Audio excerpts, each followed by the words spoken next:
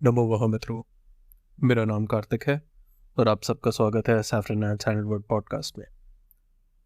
हम काफ़ी लंबे अंतराल के बाद मिल रहे हैं। पहले इनिशियली प्लान था कि यह अंतराल सिर्फ एक हफ्ते का होगा, but due to some personal and professional problems और मेरे ट्रैवल प्लान्स के कारण ये अंतराल 3 हफ्ते तक खिंच गया है। मैं मेरे प्रेजेंट और फ्यूचर लिसनर से क्षमा चाहूँगा और इस अंतराल को और लंबा ना बढ़ाते हुए आज ये एपिसोड को पब्लिश करूँगा और इसके बाद रेगुलरली नए एपिसोड्स को लाता रहूँगा। आज का एपिसोड मेरी personal spiritual philosophical journey, life updates, मेरे ट्रैवल अपडेट्स के बारे में होगा। इसके बाद हम हमारे यूजुअल फिलोसॉफिकल थीम को फॉलो करेंगे और फ्रांसिस बेकन को कवर करेंगे नेक्स्ट वीक। तो बात करते हैं मेरे जीवन के बारे में। मैं एक conventional Hindu upper caste background से आने वाला व्यक्ति हूँ और हमारे अंदर एक इंट्रिंसिक कास्ट बायस होता है।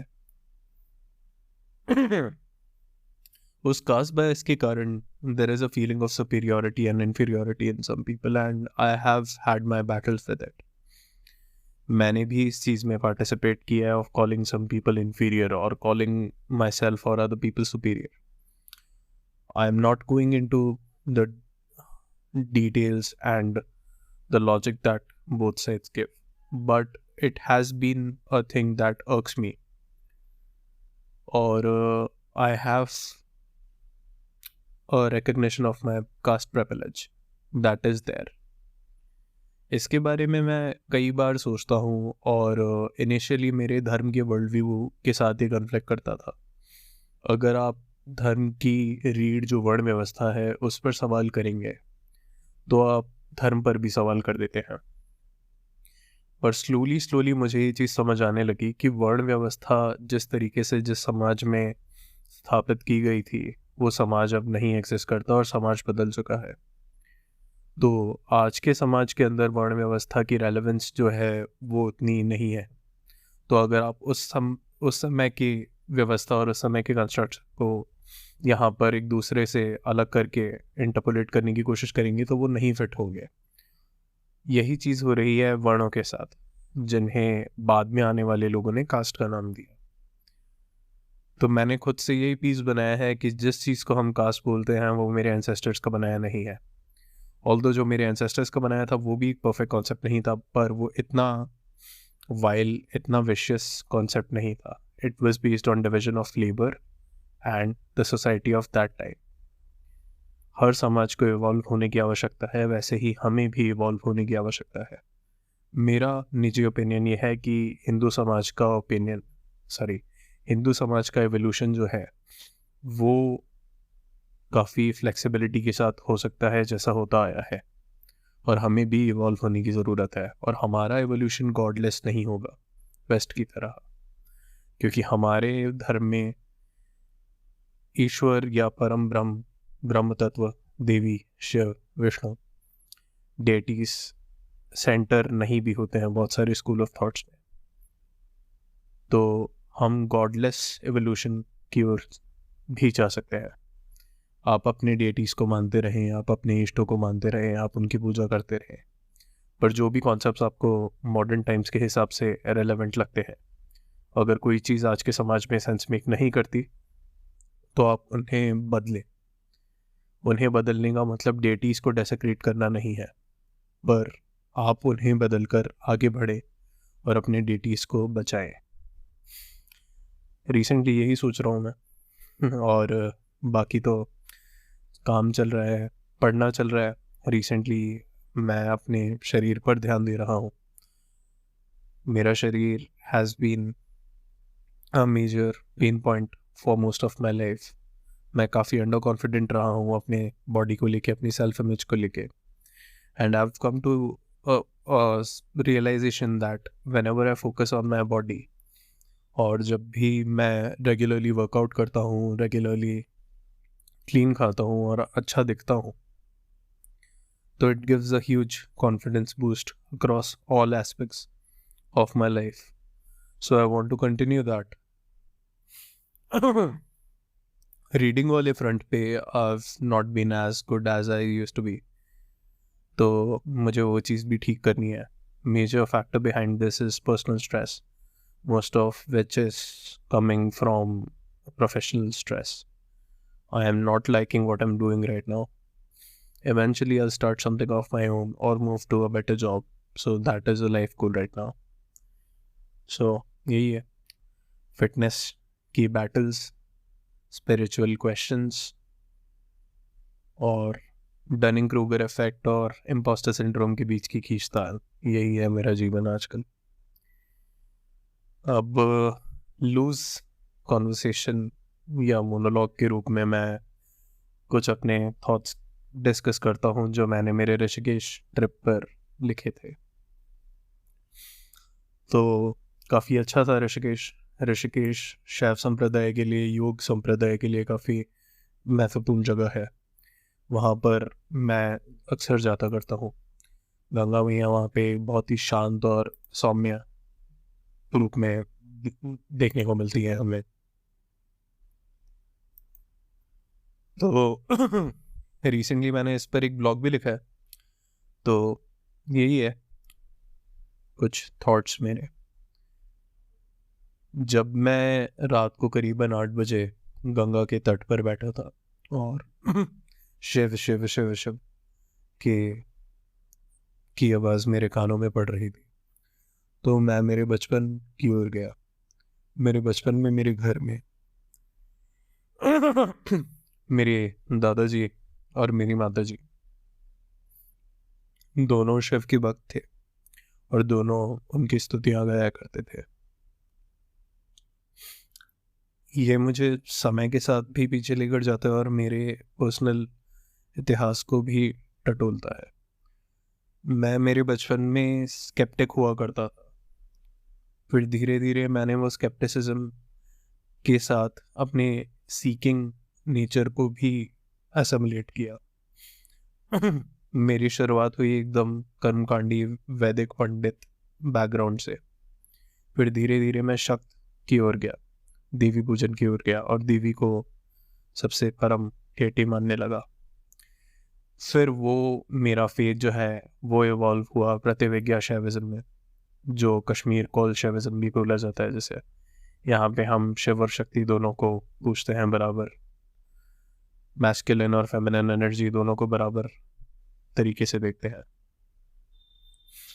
तो उसके डिटेल्स में ज़्यादा नहीं जाऊँगा मैं, क्योंकि मैं गलती कर दूंगा और हमारे आचार्यों का वो बहुत बड़ा अपमान होगा.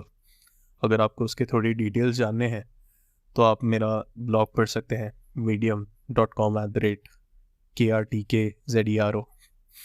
मैं मेरे ब्लॉग को भी प्लग कर रहा हूँ आज यहाँ पे.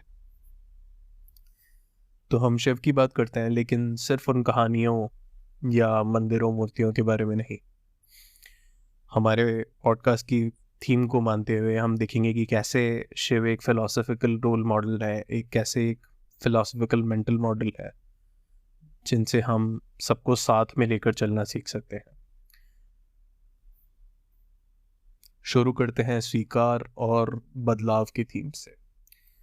दूसरे देवता जहाँ शुद्धता और ऑर्डर के, व्यवस्था के प्रमाण है, शिवजी दोनों को अपनाते हैं. वो विनाशकर्ता भी हैं और सृष्टिकर्ता भी. अलग अलग स्कूल ऑफ थॉट्स जो हैं वो भगवान शिव को सृष्टि को बनाने वाला और विनाश करने वाला दोनों बताते हैं. एक तरफ वो तपस्वी योगी भी हैं, दूसरी तरफ वो the dancer who ends it all भी हैं. बाकी डेटीज जहाँ पे एक फंक्शन के साथ ही जुड़े हुए हैं, वहीं भगवान शिव एक मल्टी फैसेटेड, एक होलिस्टिक पर्सनालिटी को दिखाते हैं. वो दोनों को एम्ब्रेस करते हैं. वो आपको तंत्र का ज्ञान भी देते हैं और वो आपका नाश भी कर देते हैं. वो योग भी करते हैं, वो डांस भी करते हैं. ये वैचित्र ही है जो इंसानी जीवन को दिखाता है कि हमारे अंदर भी ये सारे एलिमेंट्स एग्जिस्ट करते हैं. अंधेरा, उजाला, शांति, शोर, ये सारे एलिमेंट्स हमारे साथ एग्जिस्ट करते हैं और परम शांति इन्हें स्वीकार कर लेने में ही है.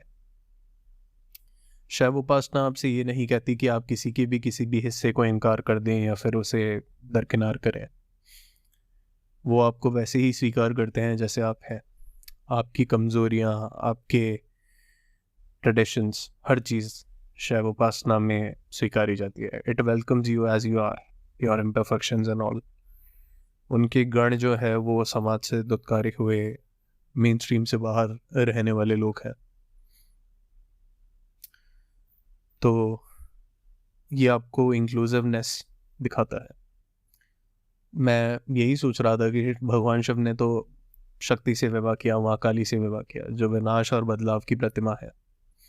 उनका रूप ये बताता है कि जीवन के कठिन सत्यों से कभी ना डरे, मृत्यु सबको आने वाली है। समाज में इनइक्वालिटी है, समाज में पीड़ा है, क्राइम है, दर्द है, दुख है। उन सब चीज़ों को आप स्वीकार करें और उनके अंदर भी ईश्वर को ढूंढें, उनके अंदर भी डिविनिटी को ढूंढें। जिसे आप गलत मानते हैं, आप उसे किनारे करके आगे ना बढ़े, आप उसे ठीक करने की कोशिश करें। आप समाज से बहिष्कृत लोगों को भी अपना मित्र बनाएं, जैसे भगवान शिव समाज से बहिष्कृत लोगों को अपना गण बनाते हैं। सोचिए कि वाल्मीकि और वेदव्यास दोनों ही शिव भक्त थे। भगवान भस्मासुर को भी अपना भक्त मानते थे। भक्त कणप्पा, जो कि सुअर का मांस खाते हैं, शिवलिंग पर अपना पैर रखते हैं, भगवान उन्हें भी अपना परम भक्त मानते हैं। ये स्वीकार एक शक्तिशाली संदेश है। बदलाव हर किसी के लिए संभव है, चाहे वो समाज के किसी भी वर्ग से आते हो। कोई भी पतित नहीं है, भगवान सभी को स्वीकार करते हैं। So transformation is possible for everyone, regardless of background or past deeds. भगवान सभी को लेते हैं। भगवान शिव किसी के जीवन के न्यायाधीश नहीं है। वो अत्याचार से भी नहीं डरते, क्योंकि वो जानते हैं कि कभी कभी विनाश ही नए शुरुआत के मार्गदर्शन को रास्ता देता है।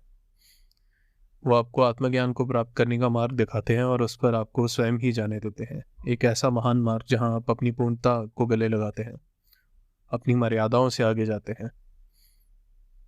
इसीलिए उन्हें आदि योगी, योगेश्वर भी कहा जाता है। काफ़ी सारी प्रॉब्लमैटिक कॉन्सेप्ट्स भी उनके साथ जुड़े हुए होते हैं, जैसे कि तंत्र, जिससे मॉडर्न वैष्णविज्म में काफ़ी ज़्यादा नीची दृष्टि से देखा जाता है, पर तंत्र भी एक पूजा पद्धति है। मैं इस चीज़ में नहीं जाऊंगा कि वो उचित है या नहीं, पर तंत्र एक पूजा पद्धति है जिसे समाज के वो लोग भी प्रैक्टिस कर सकते हैं जो एक ऊंचे परिवार में जिन्होंने जन्म नहीं लिया।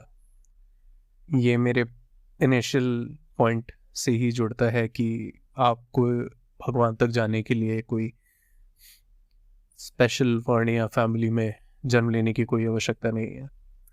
वो एक कास्ट ब्रेकर आइकन है जो कि ट्राइबल और सबऑर्डिन कम्युनिटीज़ को अपने आप से जोड़ते हैं और उन्हें मेन स्ट्रीम में मिलाते हैं।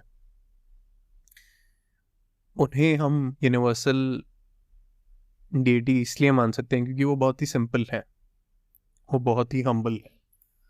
उनकी पूजा एक सिंपल लिंग पर सिर्फ पानी चढ़ाकर हो जाती है, unlike the elaborate rituals of yajnas and Pran Pratishtha. भगवान फल, सस्ते फल, जहरीले फल, पत्ते और जल से भी खुश हो जाते हैं। So as I reflect on the profundity of his wisdom, मैं ये चीज़ देखता हूँ कि उनकी ये पावर कितनी ज़्यादा ट्रांसफॉर्मेटिव है इन माई लाइफ। मैंने भी काफ़ी ज़्यादा सेल्फ डाउट से डील किया है and I go towards realization every day. I try to realize myself more, 1% से ज़्यादा। भगवान शिव की टाइमलेस टीचिंग्स जो है ये एक गाइडिंग लाइट की तरीके से है मेरे लिए। मैं जानता हूँ ये काफ़ी हेवायर्ड है, it is just that some loose points that I had in my mind, so I wanted to push this episode up. That is, a next episode will be well written and well researched. So in conclusion, the journey through Bhagwan Shiv's wisdom is not merely a quest for knowledge, but it is a pilgrimage for the soul. It is a journey that transcends religious boundaries, It invites seekers to explore the depths of their own being. It accepts all people. It accepts Brahmins born in the purest of the bloodline possible. And it accepts people who burn dead bodies. So everybody loves Shiv. Shiv loves everybody. That is there. So ये मेरी थोड़ी सी personal धार्मिक philosophy की बात हुई. अब आगे के प्लान्स पॉडकास्ट के यही होने वाले हैं कि मैं इस तरीके के एपिसोड्स भी करता रहूँगा ताकि मैं फ्रीक्वेंसी को हर्ट ना होने दूँ, क्योंकि मेरा लिखने का मन नहीं करता बहुत बार. मुझे राइटिंग हैबिट भी अपनी ठीक करनी है, पर जब तक वो नहीं होती मैं नहीं चाहता कि मैंने जो चीज़ शुरू की है मैं उसका अंत करूँ. तो मैं अपने आप से इस पॉडकास्ट के माध्यम से एक प्रॉमिस करता हूँ और अपने अभी तो चुनिंदा लिस्नर से भी प्रॉमिस करता हूँ कि मैं रेगुलर रहूँगा, नो मैटर मैं किस तरीके का कंटेंट पुश आउट कर रहा हूँ. I will try to keep the quality as high as possible. मैं सेल्फ ग्रोथ की भी बात करूँगा. नेक्स्ट एपिसोड होगा फ्रांसिस बेकन के बारे में, पर उसमें एक लास्ट में सेक्शन होगा जब मैं मेरे पर्सनल ग्रोथ के बारे में बात करूँगा कि मैं क्या कर रहा हूँ फिटनेस वाइज, मैं काम के अलावा क्या करता हूँ, क्या करना चाहता हूँ, मेरे लाइफ के एम्बिशंस क्या है, किस तरीके से मैं जीवन को देखता हूँ, वगैरह वगैरह. So yeah, it's been great talking to you guys after all this while. Bye.